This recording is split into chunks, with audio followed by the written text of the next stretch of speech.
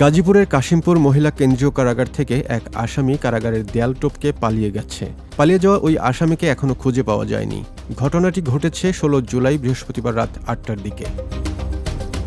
পলায়নকারী বন্দী ২১ বছর বয়সী মোসাম্মদ রিম্পা মেহেরপুর জেলার গাংনী থানার রায়পুর এলাকার বাসিন্দা।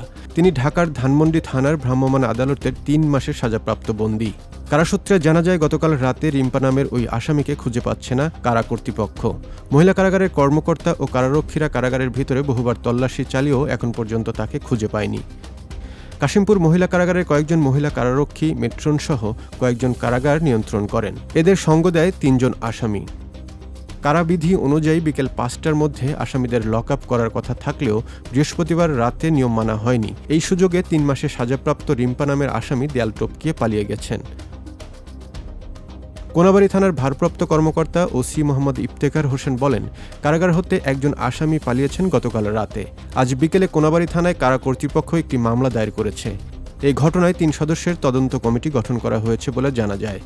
দায়িত্ব অবহেলার অভিযোগে ৩ মেট্রন ৪ মহিলা কারারক্ষীকে সাময়িক বরখাস্ত করা হয়েছে।